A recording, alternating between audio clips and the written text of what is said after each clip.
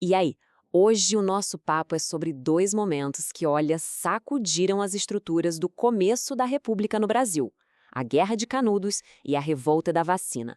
A ideia aqui é fazer uma análise lado a lado, sabe? Para a gente entender direitinho as causas, as consequências e, principalmente, o que essas histórias contam sobre o Brasil daquela época. E para guiar nossa conversa, a gente parte de uma pergunta-chave. O que acontece quando a ideia de progresso de um governo bate de frente com o mundo das pessoas? Porque é isso, né? Esses dois conflitos, Canudos e a revolta da vacina, mesmo sendo super diferentes, eles nascem justamente dessa tensão. De um lado, um Estado querendo modernizar tudo, do outro, uma população com outras preocupações, outra realidade. Bora entender como essa história se desenrolou. Então, o nosso roteiro é esse aqui, ó. A gente começa lá no sertão da Bahia para entender Canudos, depois a gente vai direto para o centro do poder, o Rio de Janeiro, onde rolou a revolta da vacina. E no final, a gente amarra tudo para ver o que dá para aprender com essas histórias. Bom, nossa primeira parada então é o sertão da Bahia, lá no finzinho do século XIX, governo de Prudente de Moraes. É importante a gente tentar visualizar o cenário, sabe? Pensa numa terra castigada pela seca, com uma pobreza extrema e, acima de tudo, um sentimento de abandono total pelo novo governo da República. E aqui, olha, a gente chega no ponto central da coisa. De um lado, você tinha a República, recém-nascida, sonhando em ser uma nação moderna, secular, toda baseada naquelas ideias positivistas de ordem e progresso. E do outro lado, a realidade nua e crua dos sertanejos.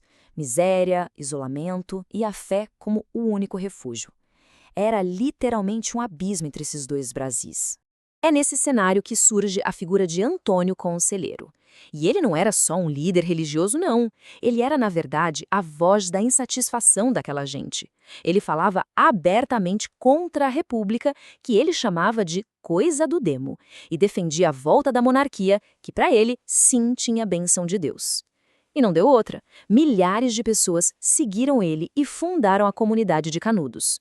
E aqui está o pulo do gato para entender Canudos, como a própria fonte que a gente está analisando aponta. A questão não era só fanatismo religioso, era muito mais do que isso. Foi, como dizem os autores, o grito dos excluídos. Era a fé se misturando com uma revolta muito profunda, uma revolta social e econômica. Clara, né? Uma comunidade crescendo, autônoma, com um discurso contra a República. Isso foi visto como uma ameaça gigantesca, tanto para o governo lá no Rio, quanto para os coronéis ali da região. Ninguém ia tolerar aquele tipo de desafio. A resposta, como era de se esperar, não demorou para chegar. E ela foi brutal. A coisa toda escalou muito rápido. O que começou com uma briguinha local por causa de madeira por uma igreja, virou uma guerra declarada. As duas primeiras tentativas do governo com tropas menores foram um fracasso.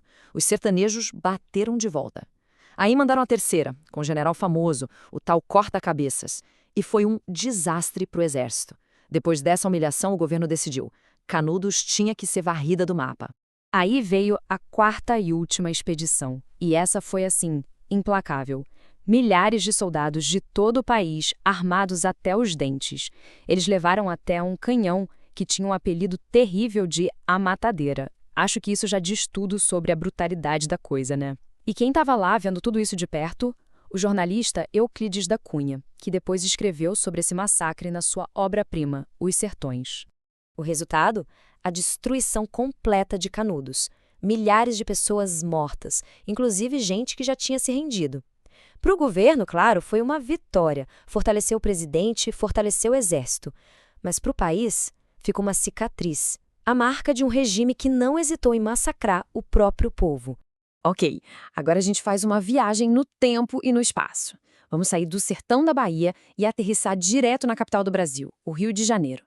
Isso alguns anos depois, já no governo do presidente Rodrigues Alves. O cenário é outro, completamente diferente. Mas aquela tensão entre progresso e povo, essa continua a mesma. E o grande nome por trás da reforma era o médico Oswaldo Cruz. A missão que ele recebeu do presidente era gigantesca: sanear o Rio de Janeiro. Porque na época a capital era um caos sanitário, né? Tinha epidemia de febre amarela, peste bubônica, varíola. O plano era ambicioso: transformar o Rio numa espécie de Paris dos trópicos. E aí, de novo, a gente vê aquele mesmo choque de realidade. O governo sonhando com uma cidade-luz toda bonita. Mas e para o povo mais pobre? Para eles, a reforma significou ver suas casas, os cortiços, vindo abaixo. Significou ser expulso para o alto dos morros.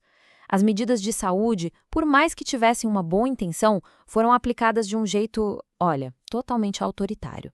E qual foi a gota d'água? O que fez toda essa panela de pressão explodir? Uma lei de saúde pública, a vacinação obrigatória contra a varíola. Essa foi a faísca que faltava. As ruas do Rio de Janeiro pegaram fogo. E aqui está um ponto fundamental que a nossa fonte destaca. O grande problema, o grande erro do governo não foi a vacina em si. Foi a falta total de diálogo, de comunicação. Pensa bem, para uma população que na maioria não sabia ler, que não tinha informação, a vacina não foi explicada, ela foi imposta, goela abaixo. Tenta imaginar a cena. Agentes do governo chegando na sua casa, com a polícia do lado e entrando à força para vacinar todo mundo. Era isso que acontecia. Para as pessoas da época, isso era uma ofensa, uma violação da honra da família, um ataque à casa. Foi isso que transformou o medo e a raiva em uma revolta de verdade. E a cidade explodiu. Simples assim. O Rio de Janeiro virou um campo de guerra. O povo, com muita raiva, tomou as ruas. Bondes, que eram um símbolo daquela modernidade toda, foram virados, queimados. Lojas saqueadas, barricadas em todo canto. Foi um confronto violento, cara a cara, com a polícia. No fim das contas, o número oficial de mortos foi 23. E não foi só isso. Centenas de pessoas foram presas e muitas delas simplesmente deportadas para o Acre, que na época era o destino que o governo dava para quem era considerado indesejado. Beleza. Agora que a gente já viu a história de Canudos e da revolta da vacina, vamos juntar as peças do quebra-cabeça. O que esses dois conflitos, um lá no sertão, ligado à fé, o outro na capital, por causa de uma vacina, o que eles nos contam sobre aquele Brasil do começo da República? Quando a gente olha assim, lado a lado, fica muito claro, né? Os lugares eram diferentes, as causas imediatas também, mas a resposta do Estado e o resultado para quem se revoltou, tragicamente o mesmo: violência, repressão e derrota. E é aqui que a gente enxerga o padrão. Nos dois casos, o que a gente tem? Um Estado autoritário que não conversa, que impõe um projeto de progresso que simplesmente passava por cima dos mais pobres. E se alguém reclamasse, se alguém resistisse, a resposta era sempre a mesma: força bruta. E para a gente fechar, fica uma provocação que a própria fonte nos deixa. Pensa bem, mais de 100 anos depois, essa tensão entre saúde pública, liberdade individual e o dever do Estado de informar e não só de impor, isso continua sendo um debate super atual, né? É uma reflexão que com certeza vale a pena. Bom, e é isso. Essa foi a nossa análise comparativa. Canudos e a revolta da vacina são duas histórias que, quando a gente olha juntas, revelam muito sobre as tensões, as contradições do nascimento da República no Brasil. Valeu por acompanhar a gente nessa